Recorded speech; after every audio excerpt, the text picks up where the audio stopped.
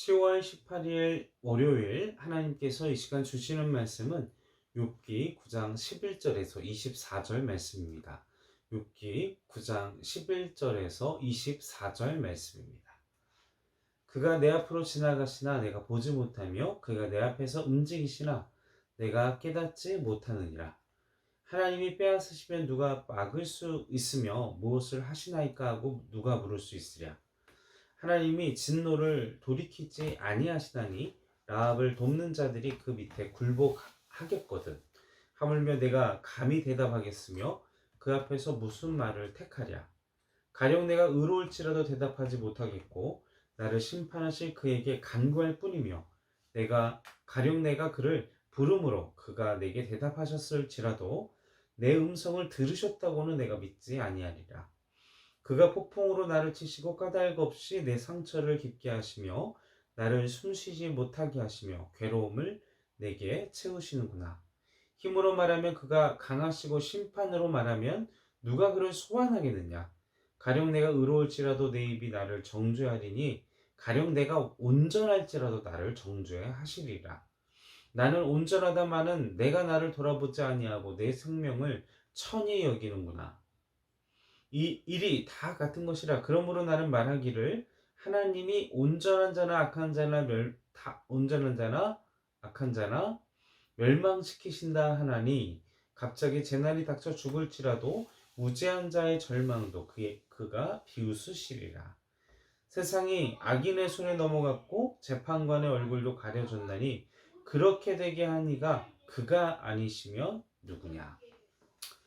자, 욥은 계속해서 하나님 앞에 우리가 그 욥기 서두에 하나님 보시기에 하나님을 경외하고 악에서 떠난 자로서 하나님께 인정받는 사람이었음을 우리는 본문 속에서 우리가 욥기 초반에 우리는 확인을 했습니다.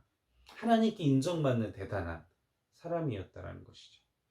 우리의 신앙 기준에서 본다면 욥은 정말 복을 받아야 할, 그러니까 세상에 복이든 하나님의 축복을 받아야 할 성공적인 인생을 사는 사람의 어떤 모범적인 모습일 수도 있습니다.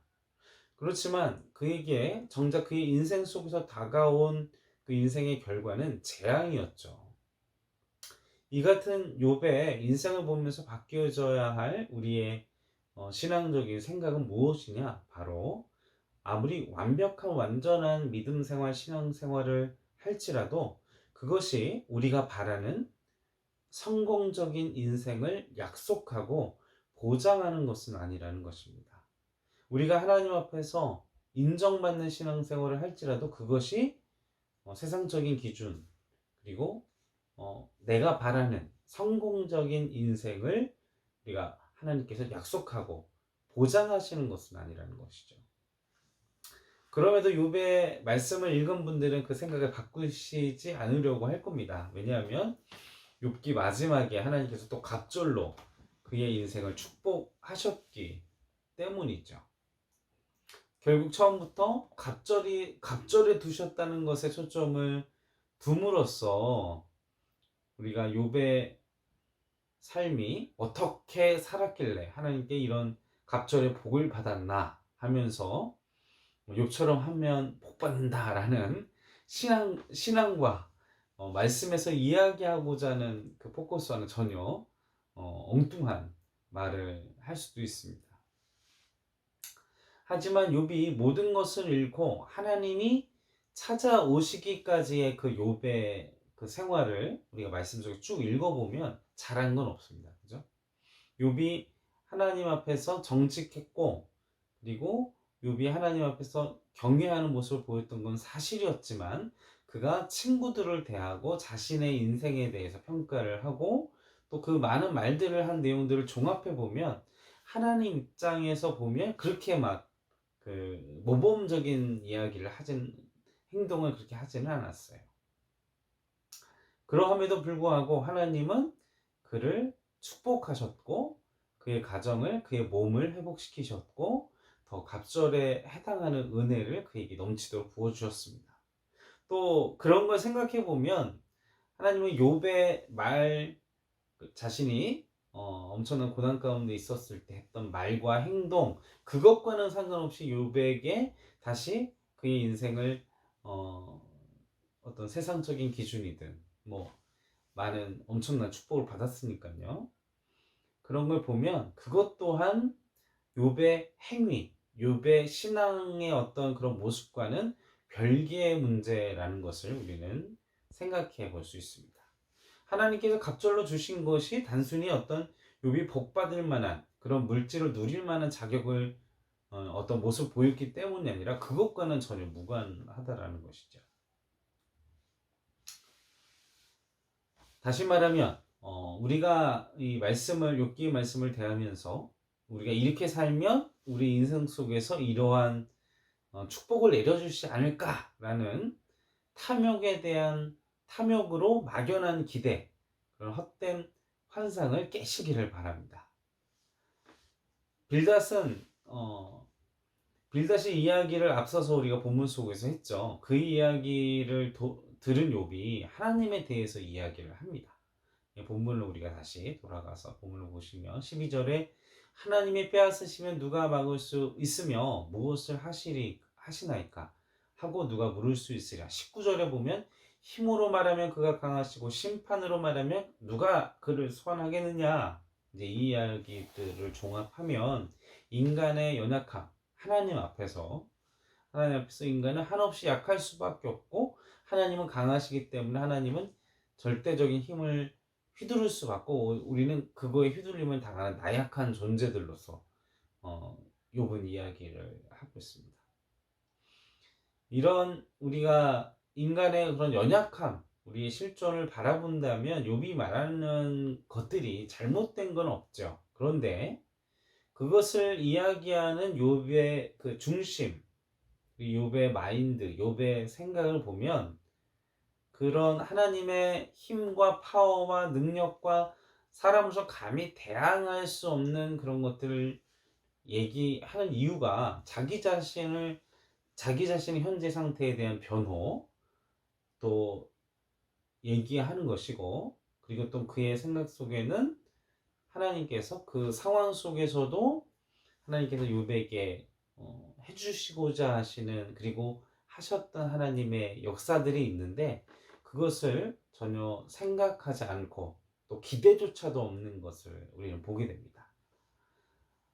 너무나도 큰 충격을 받았기에 그런 여유가 없겠지라고 우리가 인간적으로 또 욥을 안타깝게 생각할 수는 있지만, 그러나 하나님이 끊임없이 하나님은 누구이신가, 그리고 하나님은 어떤 분이신가, 하나님의 뜻이 무엇인가, 그런 생각을 욥은 멈춘 상태에서 이미 자신이 생각하는 하나님에 대해서 딱 하나님은 절대적인 힘으로 나약한 인간을 마음대로 할 수 있는 사람이야 라고 하나님에 대해서 더 깊은 묵상과 깊은 생각을 하지 않고 하나님에 대해 말하고 있다라는 것입니다. 이건 단순히 또 우리의 문제이기도 합니다. 우리의 한계성이기도 하죠. 욥은 자신의 상황 때문에 절망감이나 막막함을 느꼈을 겁니다. 그런 상황들 때문에 그러한 상황이 또 자신의 죄 때문이라는 사실을 그 친구들 앞에서 욥은 인정할 수가 없었습니다. 자신의 행위에 문제가 없다는 것이 욥의 생각이었죠. 우리가 욥과 같은 처지가 된다면 우리 욥과 같은 입장이 될 겁니다. 내 스스로의 행위를 변호하고 또 방어적으로 얘기를 할 수밖에 없다는 것이죠. 그런데 우리가 놓치고 있는 것이 있습니다.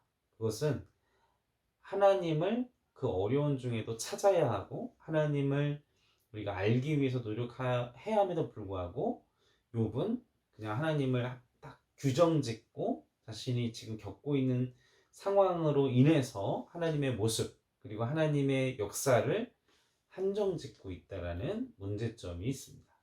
사랑하는 성도 여러분, 너무나도 크나큰 고난과 연단 가운데 있으실지라도 하나님을 오해하시고 또 하나님을 한정 지으시고 하나님을 편견 내 작은 생각 안에 가두지 마시고 또 하나님의 역사, 하나님의 앞으로 행하실 일들에 대한 포기를 하지 말기를 주님의 이름으로 간절히 소원합니다.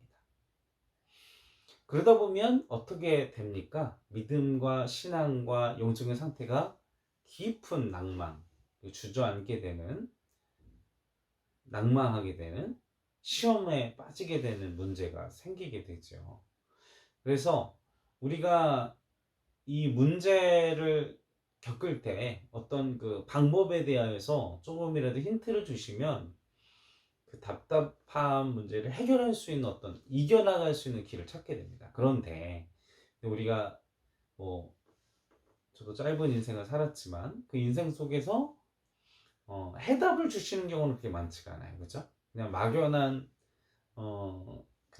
생각일 뿐이지, 그냥 계속되는 고난과 어려움들 때문에 정말 하나님의 이유를 말해주시지 않기 때문에 고통과 아픔 속에 있습니다. 그 내용들이 17절, 18절을 보시면 그가 폭풍으로 나를 치시고 까닭없이 내 상처를 깊게 하시며 나를 숨쉬지 못하게 하시며 괴로움을 내게 채우시는구나.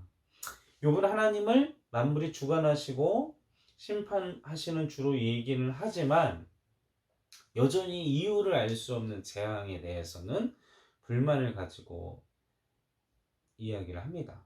납득할 만한 이유가 깨달아지지 않기 때문에 그렇겠죠. 우리가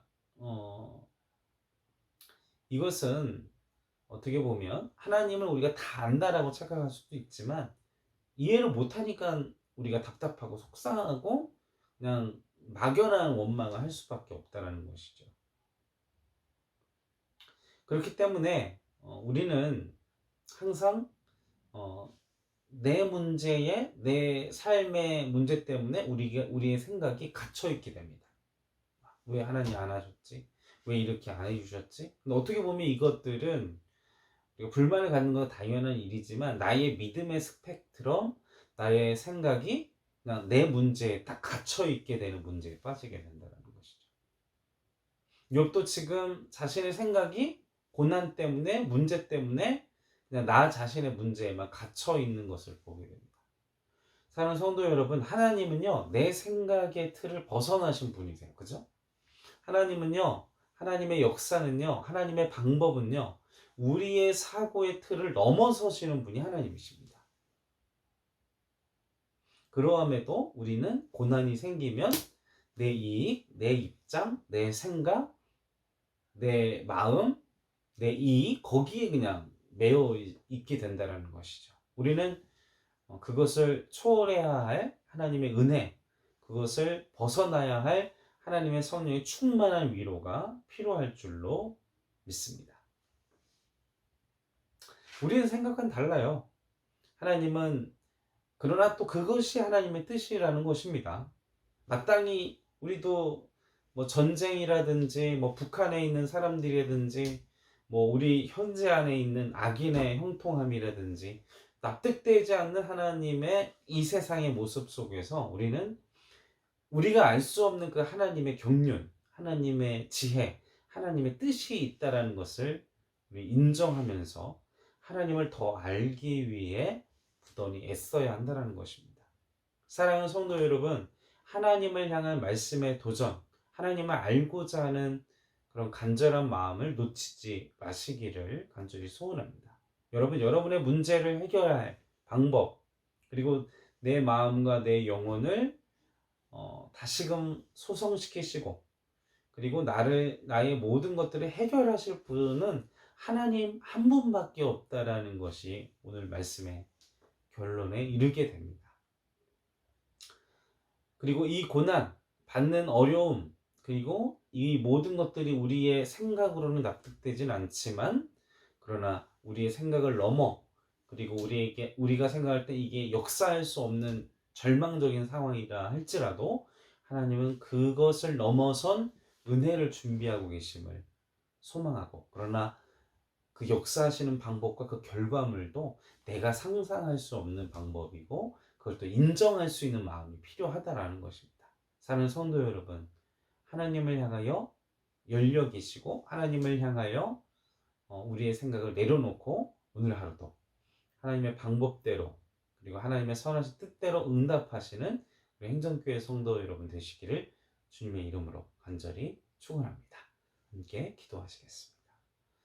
아버지, 계속되는 환난과 어려움 때문에 나의 문제에 갇혀서 나밖에 모르고 내 생각의 틀에 갇혀서 너무 우리가 절망과 깊은 낭망 속에 빠져 있습니다. 우리 안에 함께 하시는 성령 하나님, 우리에게 충만한 은혜를 허락하시고 그 은혜 속에 하나님의 지혜로 나의 문제, 그리고 내 삶의 이러한 모든 문제들의 하나님의 경륜과 하나님의 뜻을 깨달아서 내 방법, 그리고 내가 원하는 결과로만 하나님께 나의 좁은 소견을 구하는 것이 아니라 우리에게 고난을 주시고 그 고난을 통해 우리에게 말씀하시고자 하시는 하나님의 그 뜻을 우리가 인정하고 순복할 수 있는 마음을 우리에게 넘치도록 허락하여 주시옵소서. 그러한 은혜 가운데 하나님의 위로로 말미암아 새 힘을 얻을 수 있도록 도와주시옵소서. 감사와 찬송과 영광을 올려드리오며 우리를 구원하신 예수님의 이름으로 간절히 기도하옵나이다.